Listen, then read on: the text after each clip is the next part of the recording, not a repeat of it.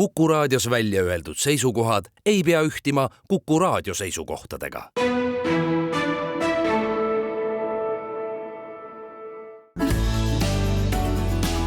Keskpäevatund. Levi ei ole, eeter on pime ja ühendus on maas. Tuled ei põle, kuid kaminad tules, söed hõõguvad. Oleme koos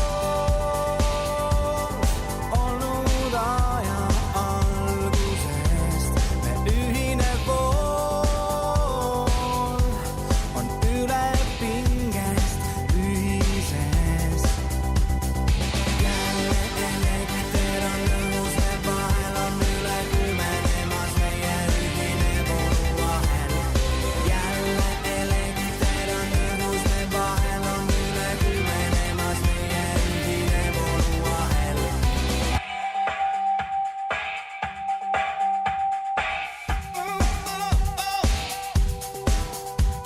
Energia on keeris, kus oma süsteemis lained liiguvad.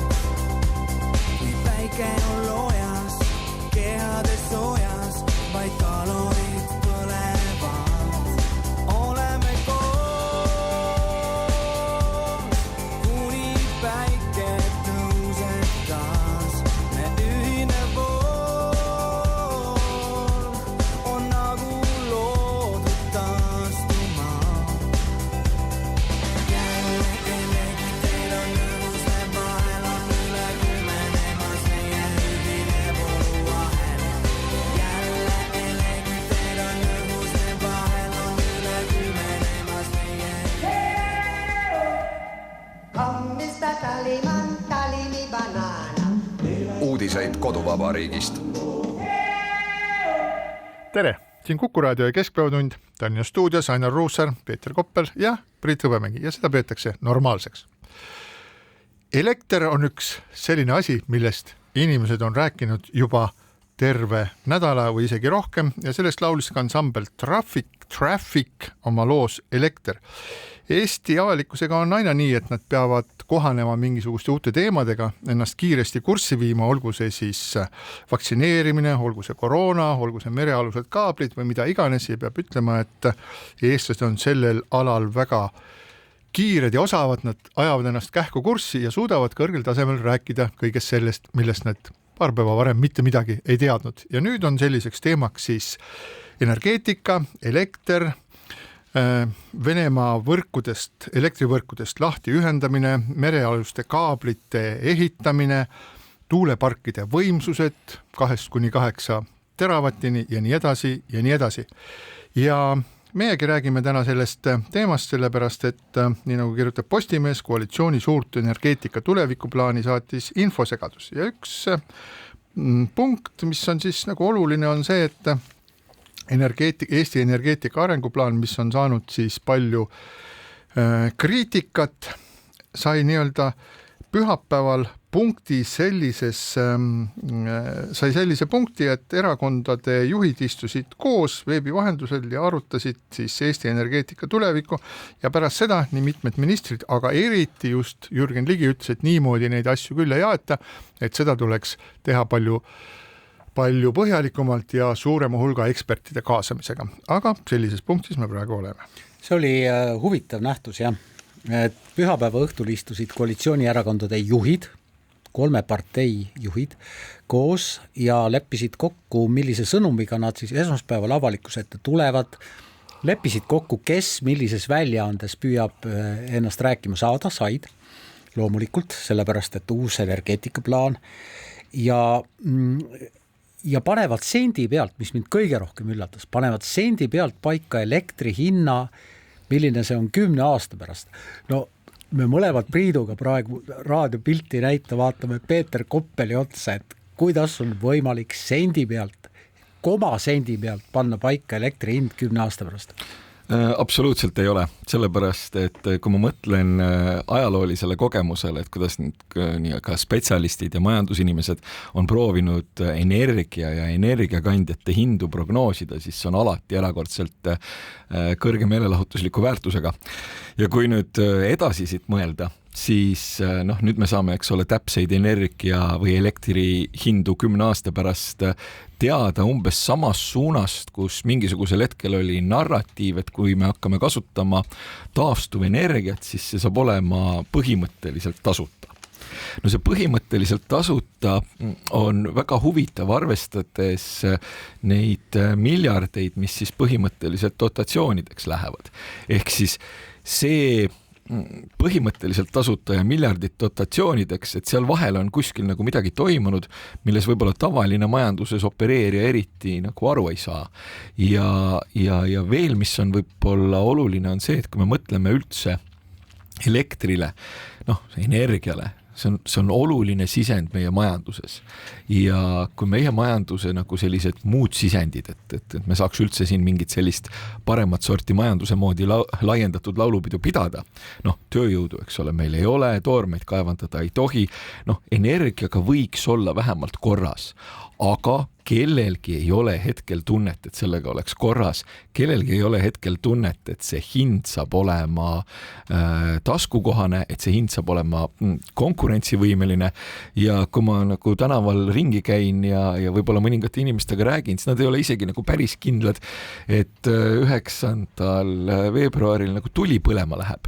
Ehk siis koos on istutud, kommunikatsiooni on tehtud, aga selle tasuta taastuvenergia nagu narratiivist on mindud ikka väga kaugele. Kui tõsistorm ei tule, siis ilmselt ikkagi 9. veebruaril tuli põlema läheb, sa, Peeter, viitasid siis Venemaa energiavõrgust lahti ühendamisele, mis ei puuduta ainult Eestit, vaid ka meie lõunanaabreid. Aga midagi positiivset ma ikkagi näen ka ja see positiivne on see üks suur eesmärk, et Eesti peab suutma ükskõik mis oludes sõltumatult toota kogu elektrienergia ilma seda importimata ja see eesmärk minu meelest on suurepärane eesmärk. See on suurepärane eesmärk, aga kui me siis nüüd mõtleme seda energiakokteili, mida me kasutama hakkame. Ehk siis, kui tuul parajasti väga hästi ei puhu, siis räägitakse gaasijaamadest. Lähemal vaatlemisel selgub, et Eestis vist nagu endal gaasi ei ole, mis siis tähendab seda, et me mingisugusel viisil oleme imporditavast gaasist sõltuv ja kõikide heledamate, tumedamate ja päris roheliste rõõmuks, siis kui mina viimati vaatasin, oli gaas ka fossiilne kütus. Vastab tõele, aga mitte enam nii must, aga pigem selline nagu sinakas tegelikult praegu. Et neid on ju ka Euroopa Liidus on siis neid erinevaid energiakandjaid vastavalt sellele, milline olukord parajasti maailmas valitseb, on hakatud ka kergelt nii-öelda tagasi legaliseerima või midagi taolist. Ja kui me vaatame, mis toimub Saksamaal, siis ma arvan, et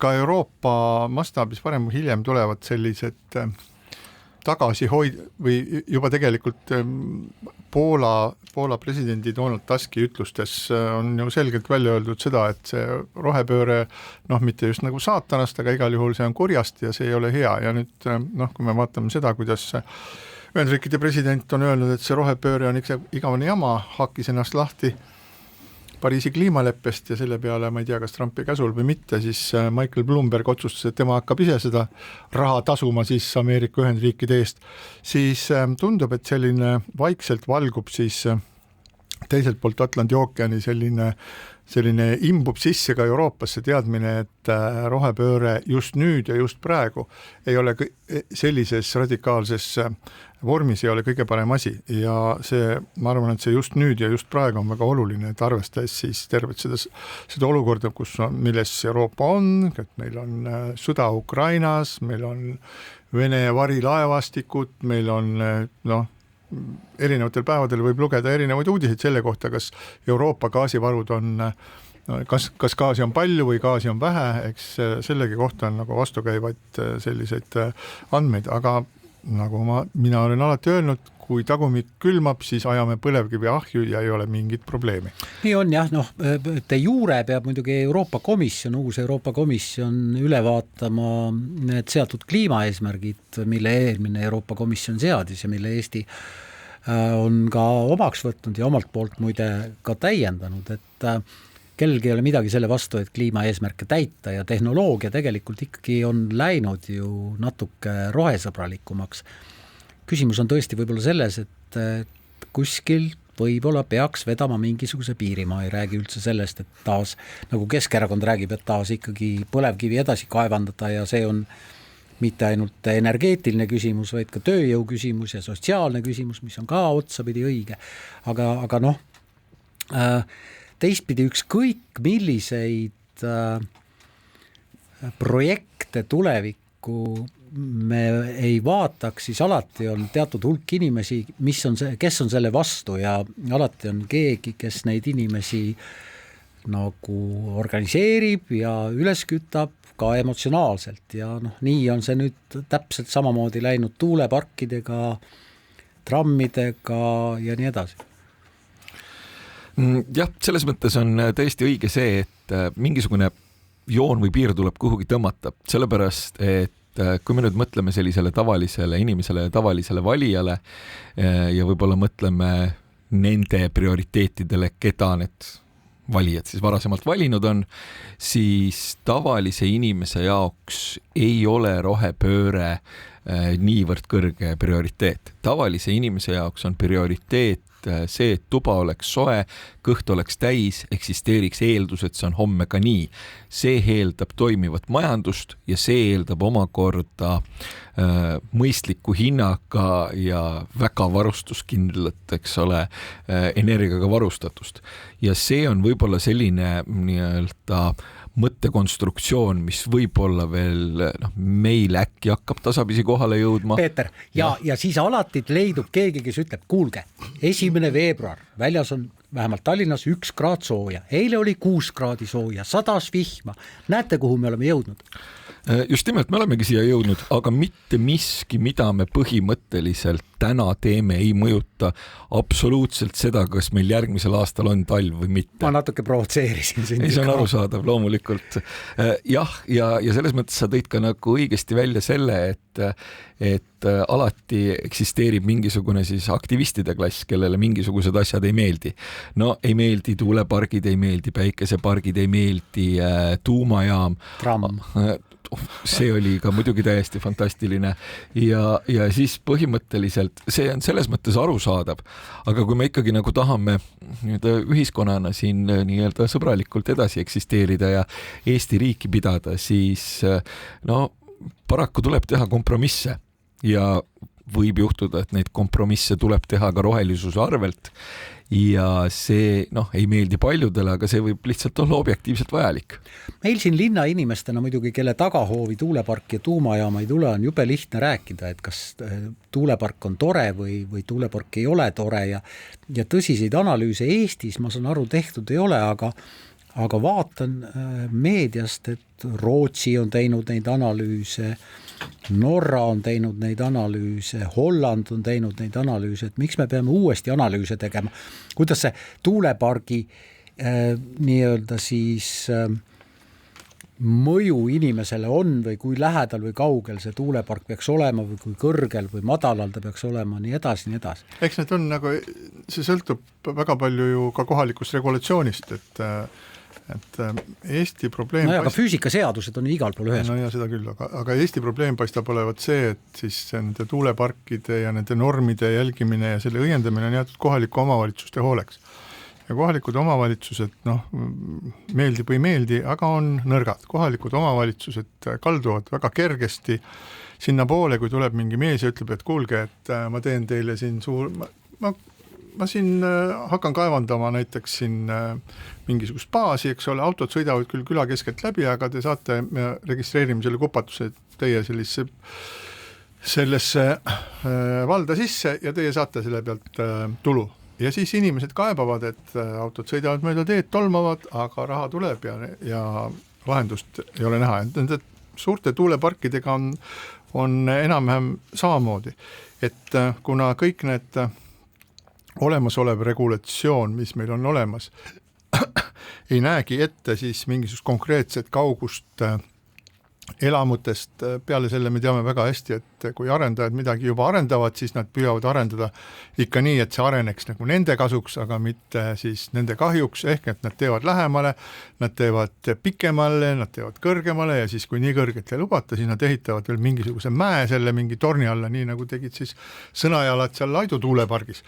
Ja nüüd, kui selle juurde käivad veel mingisugused müranõuded, mis ei ole päris selged, siis meie müranõuetes on seal ju nii, et mõõdetakse kuuldavat heli vahemikus 20 000 kuni, ma ei tea, kui palju alla, ja niisugune madalate toonidena, aga infraheli, millest nüüd sel nädalal on hästi palju räägitud erinevates väljaannetes, on kõrvale kuuldamatu. Ehk kui regulatsioon ei näe ette, et tuleb mõõta ainult kuuldavat heli ja inimesed kaevavad, et neid häirib heli, mida ei saa kuulda, vaid mis mõjub neile füüsiliselt, siis saab arendaja laiutada käsi, aga mis mõttes, et ma olen ju mõõtnud kõik ära, nii nagu seadus on öelnud, aga sel nädalal on olnud hästi palju siis nagu selliseid artikleid ja esinemisi sel teemal, et inimesi häirib siis madal heli, infraheli, mis tekitab ebameeldivat tunnet ja nüüd meil ongi olukord selline, et seda palli inimeste mure on reaalne, sest nad käivad kaevamas ja neil on õigus seda teha, aga Kliimaministeerium ja Terviseamet taavad seda palli nagu teineteisele, viskavad nagu surnud kassi üle aia, et küll seda peaks tegema Kliimaministeerium ja Terviseamet ütleb, et ei, seda peab tegema keegi teine. Et praeguseks hetkeks meil ei olegi nagu päris selge, teame seda, et mõlemad osapooled, kes siis peaksid selle mõõtmisega tegelema, ütlevad, et me põhimõtteliselt, kui asjad saavad selgeks, me oleme valmis seda tegema, aga millal see toimub ja need ettevõtted, kes Eestis võiksid selle infraheli uurimisega siis tegeleda, et need ei ole veel saanud selle tõttu asja kallale asuda, kuna nad ei ole saanud vastavaid tellimusi. Aga üks asi on selge, et kui nendel inimestel, kelle elukoha juurde tahetakse ehitada kõrgeid tuulikuid või tuulikuparke, on mure ja nad käivad koos ja nad räägivad, siis Eesti Vabariik alates kohalikust omavalitsusest peab neid kuulda võtma ja peab asjaga tõsiselt tegelema. Ja ei ole võimalik selline asi, et kohalik võimuesindaja või siis riikliku võimuesindaja ütleb, et need on mingisugused uhuud, need on mingisugused imelikud inimesed, kes kuulevad mingeid asju, mida tegelikult kuulda ei ole. Jah, ka need samad ütlevad, need ise ka ei kuule neid asju, aga kui inimestele mure, siis tuleb tegeleda ja tegeleda tuleb selle asjaga teaduspõhiselt, aga mitte võimupõhiselt. Ja just nimelt tegeleda tuleb, ei pea koheselt 100% kõiki gruppe, kes millegi vastu protesteerivad, kuulda võtma, aga kuulama peab neid küll. See on täiesti ilmselge. Mis mind teeb natuke ärevaks, on see, et huvitav, kuhu kohalike valimiste eel siis mõnes omavalitsuses need valimislubadused liiguvad. Kas nad liiguvad selles mõttes kosmosesse, ehk siis kas me püstitame 300 meetri kõrguse tuuliku või ei püstita seda, mis tegelikult mõjutab kohalikku elu või ei mõjuta kohalikku elu, aga ilmselt mõjutavad kohalikku elu veel väga paljud muud asjad ka.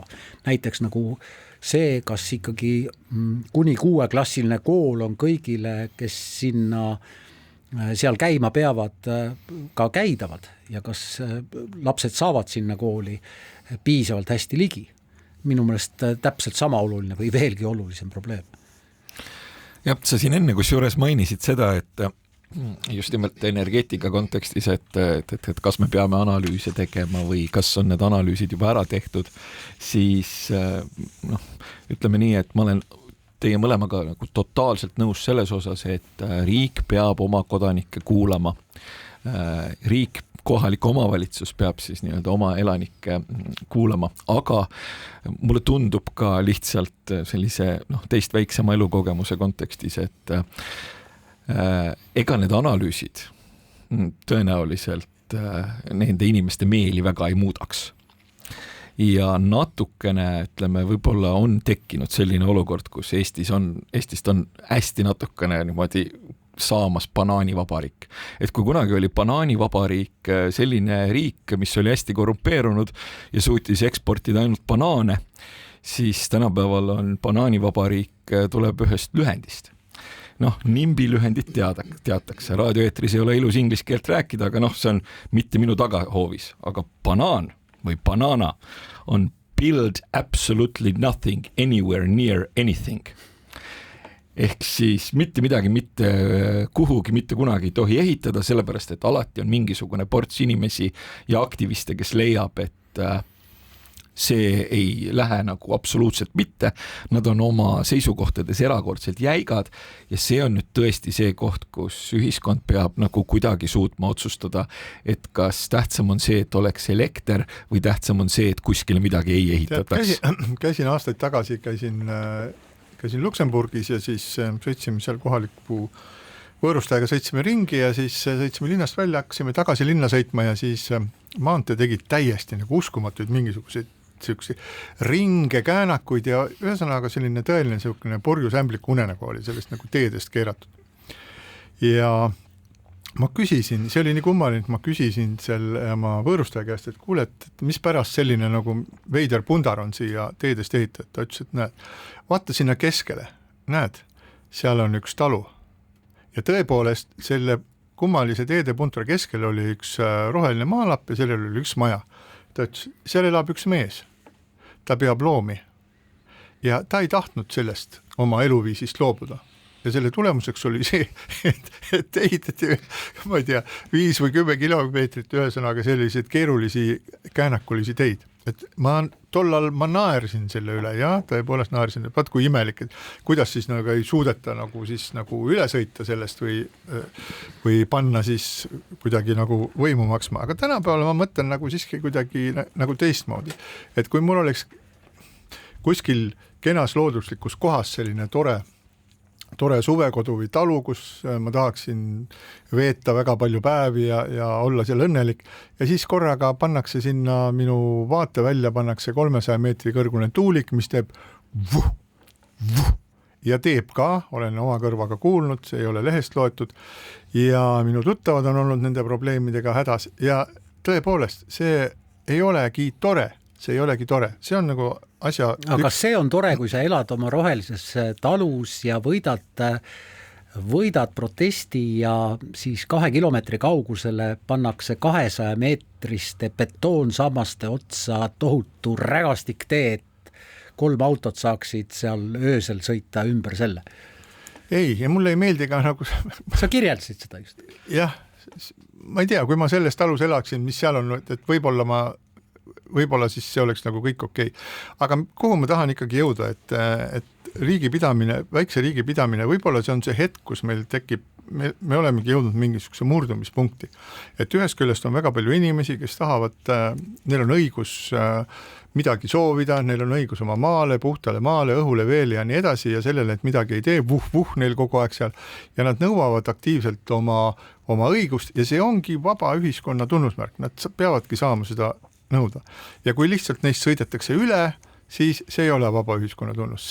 Ja alati nendes asjades keegi jääb alati kaotajaks, keegi jääb võitjaks. Ma ei tahaks, et selles võistluses jäävad võitjaks just nimelt need arendajad. Ma tahan, et võitjaks jääks selles võistluses avalik huvi. Ja seda, et inimestele selgitada, et jah, et vaadake, selleks, et Eestit kaitsta, on vaja, et siin Nursipalus tehakse ka pauku ja väga kahju, et teie sattusite siin olema.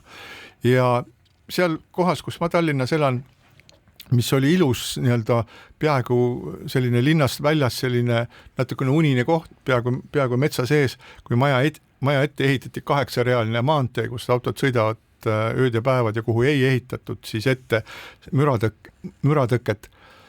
Mulle see ka väga ei meeldi, aga ma saan nagu sellest aru, et ka minul on mingisugune kasu sellest. Nii et mida ma tahan nagu kokkuvõttes öelda, et mitte minu soov ja mitte riigi soov, aga meie ühine huvi peaks olema see, mis siis defineerib seda, et kuhu me tahame lõppkokkuvõttes välja jõuda. Jah, sellepärast, et elektrit ju me ometigi tahame kõik. Sellest me jõuame veel rääkida ja siinkohal väike paus.